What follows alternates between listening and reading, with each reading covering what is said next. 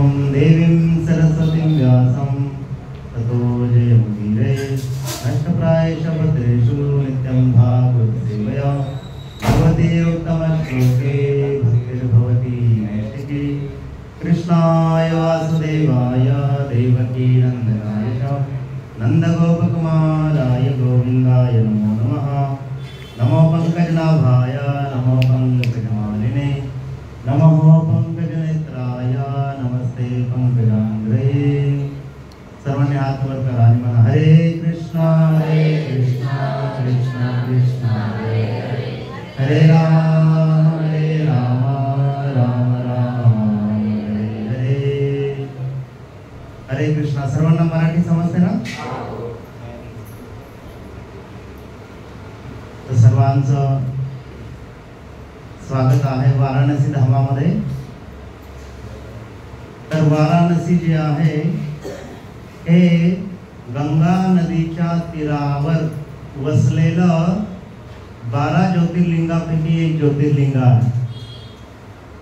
आणि भारतामध्ये असं म्हटलं जातं की 12 ज्योतिर्लिंग आहेत आणि बाकीची शिवजींची मंदिरं आहेत। जसं की तुम्ही बऱ्याच ठिकाणी ऐकत असाल की महाकाल म्हणजे काय, त्यानंतर जे भगवंतांचे शिवजींचे वेगवेगळे अवतार आहेत। तर ते जे आहेत ते वेगवेगळ्या स्थानासाठी वेगवेगळ्या कार्यासाठी प्रसिद्ध आहेत। आणि असं म्हटलं जातं की या भारतामध्ये सप्तपुरी आहेत। सप्तपुरी म्हणजे 7 अशी ठिकाणं ज्या ठिकाणी काय होतंय की तुमचा उद्धार हा निश्चित आहे। त्या ठिकाणी सर्वात प्रथम म्हटलं जातं की केदारनाथ, त्यानंतर बद्रीनाथ, गंगोत्री, यमुनोत्री, त्यानंतर द्वारकाधाम, जगन्नाथपुरी, त्यानंतर दक्षिण भारतामध्ये मदुराई, त्यानंतर जगन्नाथपुरी। तर अशी ही जी स्थानं आहे त्यांना सप्तपुरी असं म्हटलं जातं। आणि या सप्तपुरीमध्ये जो व्यक्ती जातो त्याचा उद्धार निश्चित आहे असं म्हटलं जातं। तर काल आपण काशी विश्वनाथ भगवंतांचं दर्शन घेतलं। तर हे काशी विश्वनाथ जी जे आहेत असं म्हटलं जातं की शिवजी आणि पार्वती यांचा संवाद या वाराणसी या ठिकाणी झालेला आहे।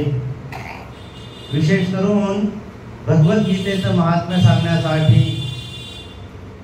आणि ज्यावेळी भगवद्गीतेचं महात्म्य सांगतात शिवजी पार्वतीला, त्यावेळेस शिवजी जे आहेत ते भगवद्गीतेच्या प्रत्येक अध्याय पठन केल्यानंतर त्याचं काय पुण्य आहे, त्याचं काय फळ आहे ते सांगतात।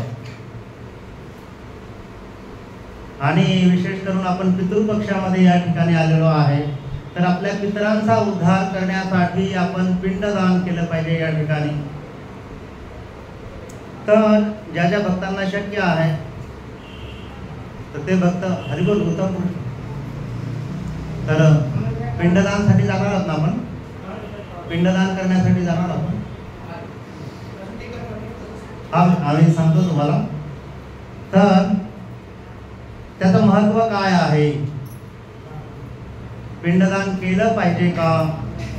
आजकाल भरपूर लोकांना प्रश्न असतात, पिंडदानच का करायचं, केलं नाही तर काय फरक पडतो का? त्यानंतर भरपूर असे प्रश्न असतात, का केलं पाहिजे? आमच्या तर घरातलं कोणी मेलच नाही असं आहे का कोणी? तर एकदा एक साधू राजाच्या घरी जातो आणि राजाच्या घरी गेल्यानंतर साधू त्या राजाला प्रश्न विचारतो की म्हणे की तुमच्या राज्यामध्ये असं एक घर शोधून दाखवा ज्या ठिकाणी मी अन्न घेईल किंवा ज्या ठिकाणी जाऊन मी खाईन। काय खाईन म्हणे? तो जो व्यक्ती देईल ते सर्व काही खाईल म्हणे, पण एक अट आहे, काय? त्या घरातील कोणताही व्यक्ती मेलेला नाही पाहिजे. संध्याकाळपर्यंत राजा सर्व ठिकाणी सर्व लोकांना पाठवतो, पण राजाला एकही असं घर मिळत नाही ज्या ठिकाणी त्यांच्या घरातला कोणी मेलेलं नाही. कुणाच्या घरी कोणी ना कोणी मेलेलं आहे. कधी कधी पणजी पण जिवंत असते, पण पणजीची आई गेली. कधी कधी बाप जिवंत असतो, मुलगा गेला. कधी कधी नातू मरतो, आजोबा अजून जिवंत आहे का नाही. हे कलियुगाचं लक्षण आहे. तर या ठिकाणी मी सांगत होतो की कशा प्रकारे काशी विश्वनाथ जे आहेत ते या ठिकाणी स्थित आहेत. आणि या ठिकाणी स्थित असल्यामुळे मध्यम कालामध्ये जे आहे त्याचा इतिहास, वास्तुकला आणि ज्योतिर्लिंग जे आहे त्याची स्थापना जी आहे म्हणे 1780 साली. आताचं जे मंदिर आहे ते अहिल्याबाई होळकर, माहिती आहे का मला अहिल्याबाई होळकर, त्यांनी याची स्थापना केली. कधी 1780 साली. पण त्याच्या अगोदर भरपूर मुसलमान लोकांनी त्याच्यावर काय केलं, हमला केला. त्यानंतर मंदिराची तोडफोड केली. भरपूर ठिकाणी मंदिराला क्षती पोहोचवली. भरपूर ब्राह्मणांची हत्या केली. म्हणून जो हिंदू व्यक्ती आहे तो व्यक्ती इथं आल्यानंतर त्याला राग आला नाही असं कधी होत नाही. आणि ज्याला राग येत नाही तो हिंदू नाही असं मी डायरेक्ट म्हणतो.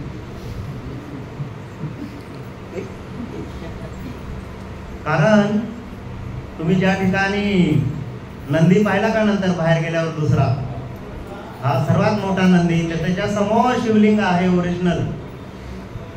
आणि त्याची केस पण चालू आहे. तर समजू शकता की जे मुख्य मुख्य गोष्टी आहेत, जसं की पूर्वी अयोध्यामध्ये होतं, अयोध्या, काशी, नंतर मथुरा आणि चौथी कुठली, 4 आहेत ना मोठमोठ्या मस्जिदी. तर म्हणजे त्या सोमनाथ नाही, सोमनाथ नाही, जामा. तर असं म्हटलं जातं की आपल्याला कोणाला उचकवायचं नाही, पण जे सत्य आहे ते सत्य आहे. कारण आपण झोपलेलो आहोत. आपण कधी जागे होणार माहित नाही, का झोपेतच मरून जाऊ. मग या ठिकाणी असं म्हटलं जातं की तुम्ही गंगा नदीच्या किनाऱ्यावर जर गेले तर त्या ठिकाणी भरपूर घाट आहेत. कमीत कमी म्हणे 12 घाट मुख्य आहेत. तर काल आपण पाहिलं काल आपण कुठला घाट पाहिला, दशाश्वमेध घाट. या ठिकाणी आरती होते गंगेची. आणि त्याच ठिकाणी श्रीकृष्ण चैतन्य महाप्रभू जे आहेत यांनी रूप गोस्वामी जे आहेत त्यांना शिक्षा दिली होती. दशाश्वमेध घाटावर जवळजवळ मला वाटतं 21 दिवस चैतन्य चरितामृत मध्ये उल्लेख आहे. शिकवण दिली होती. शिक्षा म्हणजे काठीने मारलं नाही, शिकवण दिली. आणि मग रूप गोस्वामींनी अनेक ग्रंथ लिहिले. भक्तिरसामृत सिंधू असेल, त्यानंतर त्यांनी जी भागवतावरती टीका केलेली आहे, त्यानंतर असे अनेक ग्रंथ लिहिले जेणेकरून भक्तीसाठी आपल्याला अनुकूल असतील. तर वैष्णव भक्त या ठिकाणी यासाठीच येतात की फक्त शिवजींचं दर्शन घ्यायचं म्हणून नाही. तर या ठिकाणी चैतन्य महाप्रभू जे स्वतः भगवंत आहेत ते आले. या ठिकाणी आल्यामुळे काय करत आहे, आपण या ठिकाणी दर्शनाला येत आहे. नाहीतर इतका त्रास घेऊन दर्शन घेण्यामध्ये काय मजा आहे, हो की नाही. तर सांगण्याचा मुद्दा आहे की काल आपण गंगा आरती पाहिली. आणि काही काही भक्त म्हणतात अरे गंगेचं पाणी किती घाण झालंय. मग तुमच्यामध्ये डेअरिंग आहे का एवढं फिल्टर लावायची, तर लावून द्या, काय प्रॉब्लेम नाही मला. कसं आहे माहिती आहे का, आपल्याला ना दोष दाखवणं खूप आनंद वाटते, दुसऱ्याचा दोष दाखवणं. असं मराठीत एक म्हण आहे की नाही, काय हा दुसऱ्याच्या डोळ्यातलं काय दिसतंय, कुसळ दिसतंय, कुसळ. पण आपल्या डोळ्यातलं मुसळ दिसत नाही. म्हणजे आपण किती स्वच्छ आहोत हे दिसत नाही, पण दुसरा किती घाण आहे ते लवकर दिसत. का उलट झालं, उलट झालं तो. म्हणजे दोष पाहण्याची वृत्ती आपल्यामध्ये सगळीकडेच आहे, पण धामामध्ये आल्यानंतर ती कशी झाली पाहिजे, स्वच्छ स्वच्छ स्वच्छ झाली पाहिजे. तर आताचं जे पाणी आहे वर्षा ऋतूमध्ये आहे, आणि वर्षा ऋतूमध्ये पाऊस पडल्यामुळे सर्व गढूळ पाणी होतं. कारण गंगा गढूळ आपणच केलेली आहे. कारण भारतातील सर्वात जास्त लोकवस्ती गंगेच्या किनारी राहते असं म्हटलं जातं. मुंबई, पुणे, बँगलोर त्याच्यापेक्षा जास्त कुणाच्या किनारी राहते म्हणे, गंगा नदीच्या किनारी. मग ती स्वच्छ होणार कधी म्हणे, शरदेचा पाऊस पडल्यानंतर, शरद ऋतूमध्ये पाऊस पडल्यानंतर काय होणार, पाणी स्वच्छ होणार. मग त्यावेळेस परत एकदा यायचं यात्रेला, पाणी स्वच्छ झालं बघायला, आहे की नाही. मग म्हणे की या गंगा नदीच्या घाटावरती असे भरपूर घाट आहेत. एक आहे दशाश्वमेध घाट, त्याच्या थोडंसं पुढे गेलं की अयोध्या घाट पण आहे. त्याच्यानंतर त्याच्या थोडंसं पुढे गेलं की नंतर शिवाजी महाराजांनी बांधलेला घाट आहे. त्यानंतर अहिल्याबाई होळकर जी आहे त्यांनी बांधलेला घाट आहे. त्यानंतर मणिकर्णिका घाट आहे. असे भरपूर घाट आहेत. हा एकूण 80 आहेत. हा अस्थि घाट ज्या ठिकाणी असे भरपूर आहेत. पण मुख्य 12 घाट आहेत जे नदीच्या या बाजूला आहेत, आपण जिथं आहोत त्या बाजूला. आणि नदीच्या पलीकडं पाणी असंच आपल्या मनाने वाहतं. आणि आपण ते बघण्यासाठी का नाही जाणार माहितीये का, काल बघितलं किती पाणी आहे, बोट बंद आहे. म्हणून ज्यांना कोणाला इच्छा आहे त्यांनी तिकडे जाऊ नका. पुढच्या वेळेस तुम्ही परत येऊ शकताय घाट बघण्यासाठी.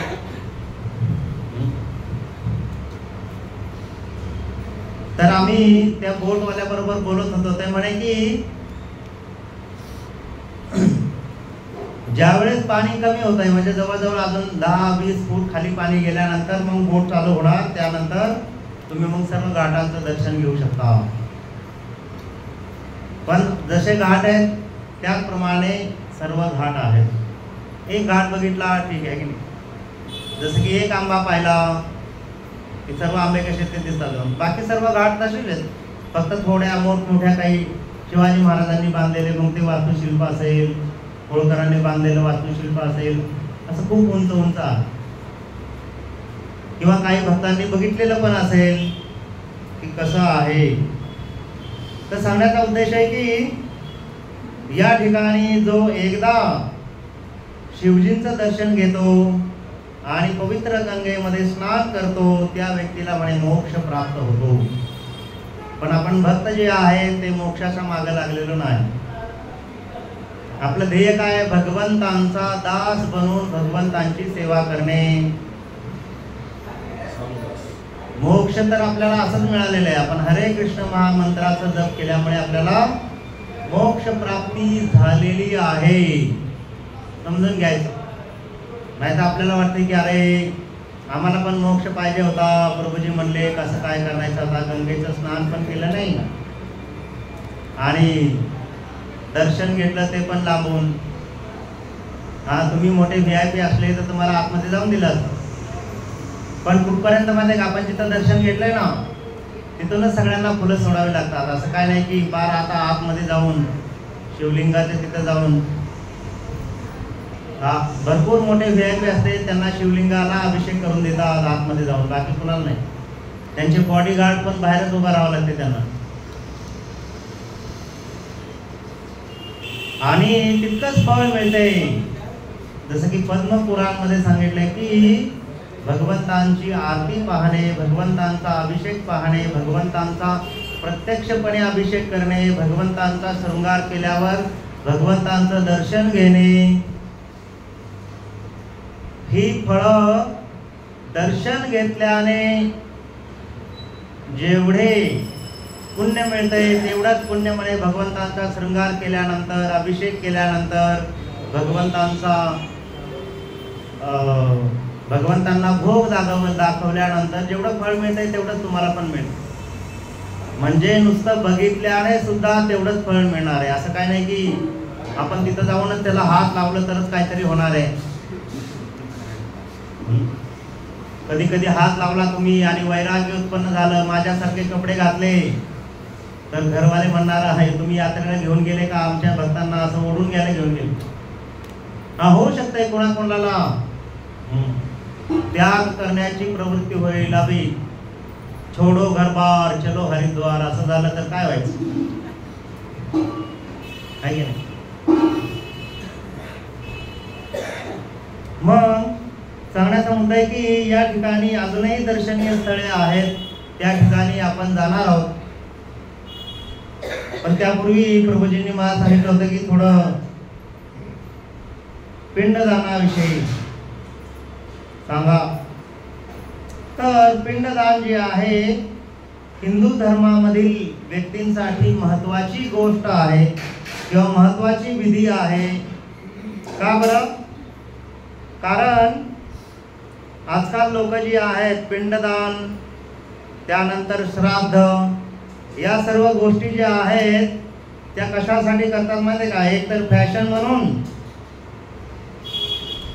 किंवा दुसरी गोष्ट जी आहे चला वडील आजोबा आजी सर्व करत आहेत म्हणून आपण करायचं. तर त्याचं काही शास्त्र आहे, विधी आहे, ते कसं करायला पाहिजे, का करायला पाहिजे, कुणी करायला पाहिजे आणि कधी करायला पाहिजे.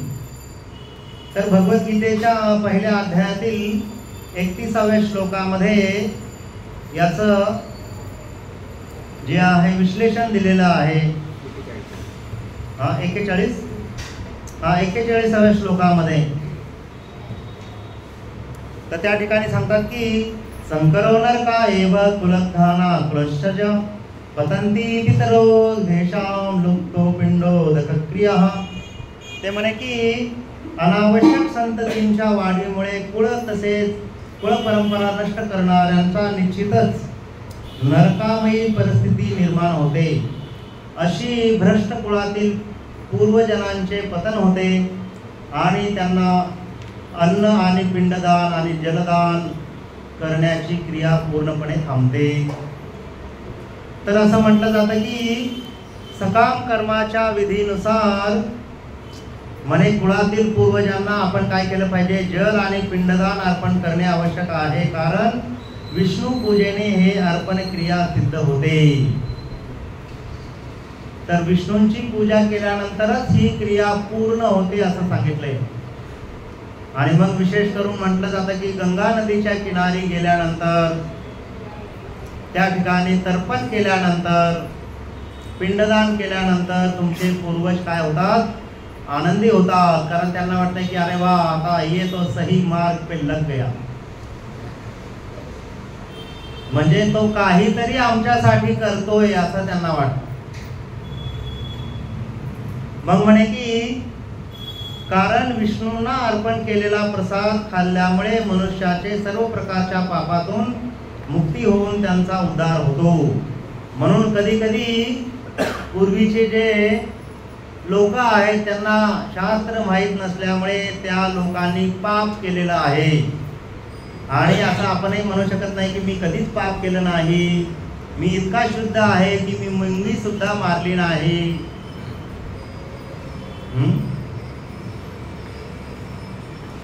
कधी कधी जी लोक आहेत काय करतात, एखाद्याने जर पक्षी पाळलेला असेल, अस्वल पाळलेला असेल, त्या लोकांवर केस करतात. का म्हणे हे लोक जे आहेत प्राण्यांवर काय करतात, अत्याचार करतात, त्यांना बांधून ठेवतात. पण हॉटेलमध्ये जाऊन मस्तपैकी मटण खाणार, मासे खाणार, त्यावेळेस त्यांना असं वाटत नाही की आता हे जे खाल्लेले प्राणी आहेत ते मला शाप देतील, मारून टाकतील.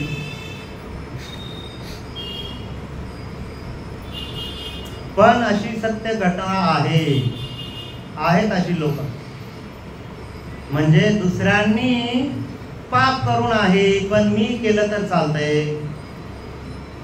आणि अशामुळेच काय होतं, म्हणजे पूर्वज जे आहेत, आपले पितर जे आहेत ते काय होतात, दुखी होतात. आणि नुसते दुखी होत नाही, तुम्हाला शाप देतात. काय? यांच्या घरामध्ये कुळवंश वाढू नये, यांच्या घरामध्ये कुळवंश वाढला तरी असा वाकडा तिकडा पायाचा हो. त्यानंतर एखादा व्यक्ती आंधळा हो, बहिरा हो, सर्व चांगलं आहे पण मेंटली डिस्टर्ब आहे, त्याला कळतच नाही काय चाललंय. त्यानंतर सगळं चांगलं आहे पण नोकरी मिळत नाही, सगळं चांगलं आहे लग्न होत नाही, भरपूर पैसा आहे पण खायला येत नाही, असं आहे. एक छोटी कथा आहे. एक साऊथ इंडियामधून एक व्यक्ती आला मुंबईमध्ये आणि तो काय केला, त्याने वडापाव खाऊन तो जीवन काढायचा, रस्त्याच्या किनारी झोपायचा, फुटपाथवर. त्यांनी स्वतःच्या इंटरव्ह्यू मध्ये सांगितलं. नंतर म्हणे हॉटेलमध्ये भांडी घासायचा आणि कालांतराने काय केलं, तो मोठ्या हॉटेलचा मालक झाला. मग त्याला काय पण खाता येते, पण म्हणे मला आता डायबिटीज झाला, मग मी आता वडापाव खाऊ शकत नाही, साखर खाऊ शकत नाही, हे खाऊ शकत नाही. म्हणे मला माझ्याकडे ज्यावेळेस पैसे नव्हते त्यावेळेस मी म्हणे वडापाव खाऊन जीवन जगलं, पण आता माझी इच्छा आहे वडापाव खायची, भरपूर पैसे आहेत, माझी 5-10 हॉटेल्स आहेत, पण म्हणे मी वडापाव खाऊ शकत नाही. बघा, मग म्हणे की पित्र जे आहेत, तुम्ही जर भगवंतांचे भक्त झालात, हातामध्ये माळ घेतलीत आणि फक्त म्हणायला लागले हरे कृष्ण, म्हणा हरे कृष्ण कृष्ण कृष्ण कृष्ण हरे हरे, हरे राम राम राम हरे हरे, एवढं म्हणलं ना तुमची पित्र वरती नाचायला लागते. तुम्ही त्यांना श्राद्ध जरी नाही केलं तरी चालतंय, पण तुम्ही महामंत्राचा जप केला तर ते नाचायला लागते वरती. का? म्हणे की माझाच नाही, आमच्या सर्व कुळाचा उद्धार करण्यासाठी काय केलेले म्हणे ह्या व्यक्तीने प्रयत्न केलेले आहेत. मग म्हणे की भरपूर लोकांना प्रश्न असतात की आम्ही पिंडदान करायचं का नाही, तर असं म्हटलं जातं की शास्त्रामध्ये जे 3 भक्त आहेत आणि स्वतः भगवंत आहेत, त्यांनी श्राद्ध केलेलं आहे, तर असं म्हटलं जातं की श्राद्ध जे आहे ते म्हणे की प्रभू रामचंद्रांनी केलं, त्यानंतर श्रीकृष्ण चैतन्य महाप्रभूंनी केलं, जे स्वतः भगवंत आहेत. त्यानंतर अद्वैत आचार्य जे आहेत आपल्या परंपरेचे, त्यांनी सुद्धा पिंडदान केलेलं आहे आणि श्राद्ध केलेलं आहे. म्हणून आपण त्यांच्यापेक्षा जर मोठे असाल त्या भक्तांपेक्षा, तर मग तुम्ही श्राद्ध करू शकत नाही. आणि जर त्यांच्यापेक्षा तुम्ही स्वतःला कमी समजत असाल तर मग तुम्हाला सर्वांना कंपल्सरी श्राद्ध केलं पाहिजे. मग असं म्हटलं जातं की श्राद्ध फक्त या 15 दिवसातील एका दिवशी नाही करायचं, पितृपक्षातील, ते म्हणे एकादशीच्या दिवशी श्राद्ध नाही करायचं.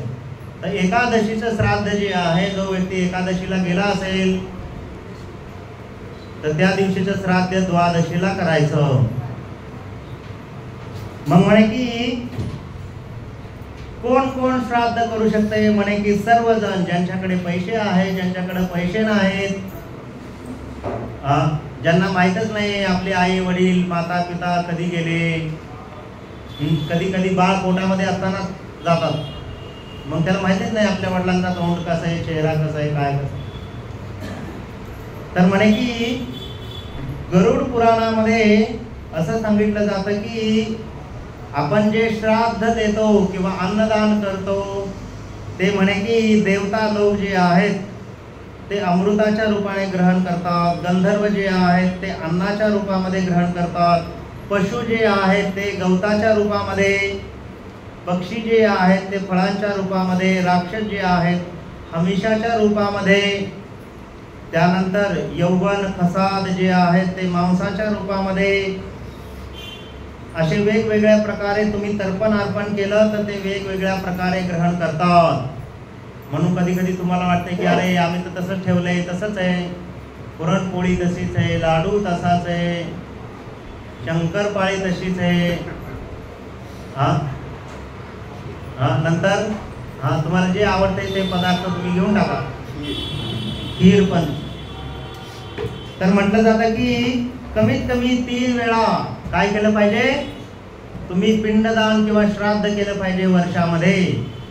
एक म्हटलं जातं की हे पितृपक्षाच्या पंधरवड्यामध्ये एकदा, ज्यावेळी तुमच्या पितरांचा लंच टाइम असतो, दुपारचं जेवण वर्षातून एकदाच आपण देतो, त्यांना वर्षभर मिळत राहते. हे कसं आहे तुम्हाला दिसत नाही. सोपं उदाहरण सांगतो, तुम्हाला दिसत नाही पण होतंय कसं काय. तुम्हाला एखाद्याला पैसे द्यायचे 1000 रुपये, तुम्ही फोन पे घेता, फोन पे वरून 1000 कोणाला पाठवायचे, चला माझ्या नंबरला. तुमच्या खात्यातून काय होतात, वजा होतात, त्याच्या खात्यामध्ये जाऊन पडतात. तुम्हाला दिसतंय का पैसे गेलेले, दिसत नाही, तरी पण जातात का नाही तुमच्या खात्यातून. तुम्हाला मेसेज येतो, your account has been debited and credited. त्याप्रमाणे मग म्हणे की राम भगवंतांनी काय केलं, श्राद्ध केलं. मग म्हणे की हे श्राद्ध शुद्ध शाकाहारी असलं पाहिजे, नाही तर आमच्या आज्याला बाटली आवडत होती, मासे आवडत होते, मटण आवडत होतं, ते द्यायचं नाही. कारण ते आधी नरकामध्ये सडतायत, त्यांना अजून ते दिल्यावर अब रुलाएगा क्या असं होणार. तर विशेष करून काय केलं पाहिजे, अन्नदान जे आहे ते शाकाहारी असलं पाहिजे, ब्राह्मणांना दिलं पाहिजे, त्यानंतर ब्राह्मणांना दान पण दिलं पाहिजे. जेवढी ऐपत आहे त्यानुसार त्या प्रकारे सुग्रास भोजन बनवून त्या लोकांना दिलं पाहिजे.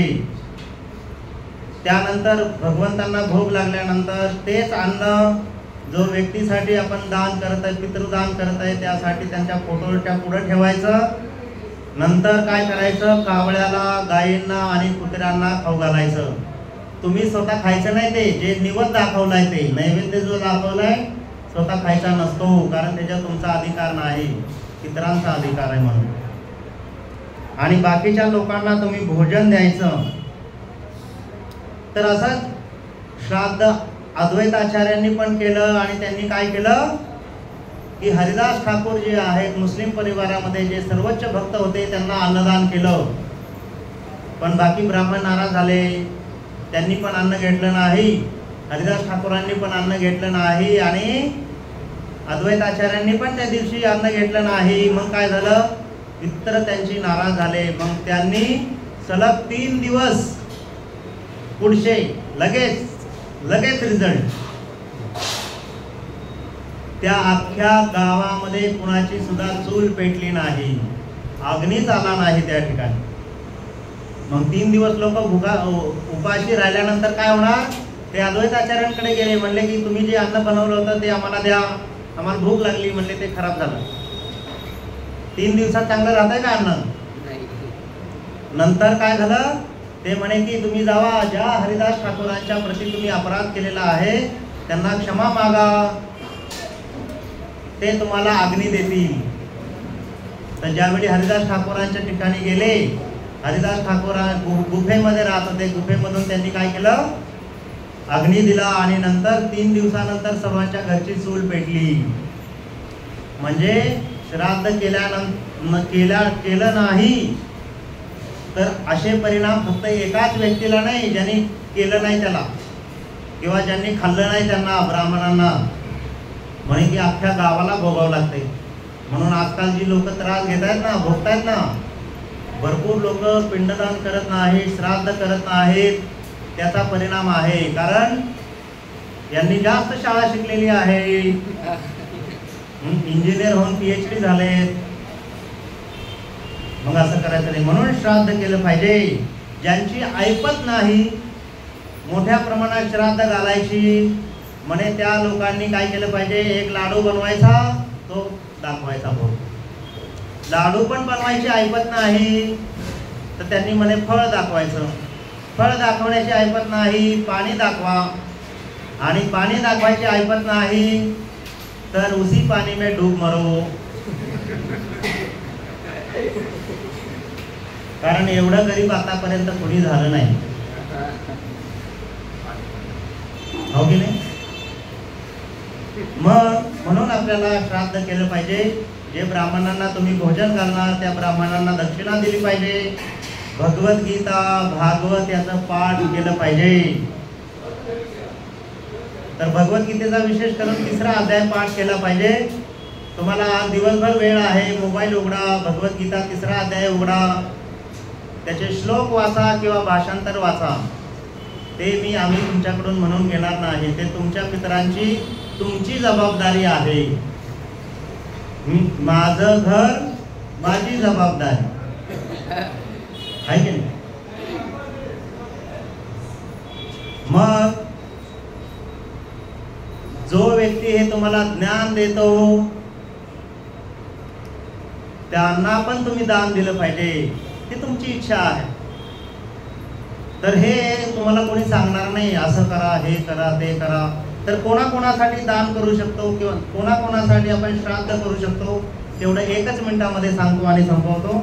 असं म्हटलं जातं की दान जे आहे आपल्या पुत्राने वडिलांसाठी केलं पाहिजे, आजोबासाठी केलं पाहिजे, आणि आजोबांचे वडील म्हणजे पंजोबा त्यांच्यासाठी दान श्राद्ध करू शकता. त्यानंतर म्हणे की आपल्या आईसाठी पण ज्यावेळी तो दान करतो, श्राद्ध करतो, वडिलांसाठी केल्यावर त्याला 100 पटीने फळ मिळते. आईसाठी केलं तर म्हणे 1000 पटीने, बहिणीसाठी केलं म्हणे 10,000 पटीने त्याचं फळ मिळतं. कारण बहीण भावाचं प्रेम थोडं आता कमी होत चाललंय. भावासाठी केलं तर म्हणे लाखो पटीने, कारण आजकाल भाऊ राहतच नाही. लग्नाच्या आधीच वेगळं होतात, चला तुझी चूल वेगळी माझी चूल वेगळी आहे की नाही. एकाने आईला सांभाळायचं, एकाने बापाला सांभाळायचं. आमचा मित्रच आहे, वाईट वाटतं सांगायला, आपलं सांगायचं म्हणलं की तर असं आहे. तर एक जण आई सांभाळतो, एक जण बाप सांभाळतो. पण बापाला यासाठी सांभाळतं की बापाची पेन्शन येते. मग 2 महिने एकाने सांभाळायचं, 2 महिने दुसऱ्याने सांभाळायचं. का? 2 महिन्याच्या ह्याच्यामध्ये बापाचा खर्च निघतो, पेन्शन आली की. मग आता दुसऱ्या भावाला बी काहीतरी नको का, म्हणून फळ पुण्य मी पण बापाला सांभाळतो असं लोकांना दाखवायला. नाव सांगणार नाही मी त्याचं, काळजी करू नका, ते मला माझ्याकडे राहू द्या तेवढं. मग असं म्हटलं जातं की ज्यावेळेस भावाच्या नावाने श्राद्ध करतो, दान करतो, तप करतो, त्यावेळेस लाखो गुणा फळ मिळते. आणि विशेष करून याची सूट फक्त 2 लोकांना आहे. जे ब्रह्मचारी झालेले आहेत, लाल कपडे घालून मंदिरमध्ये राहतात, त्यांनी श्राद्ध करण्याची गरज नाही. आणि जे संन्यासी आहेत त्यांनी श्राद्ध करण्याची गरज नाही. बाकीच्यांनी सर्वांनी कंपल्सरी श्राद्ध करणं गरजेचं आहे.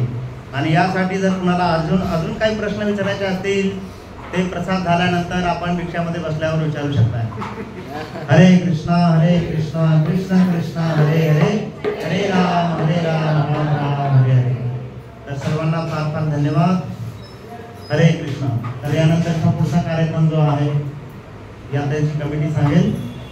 हरे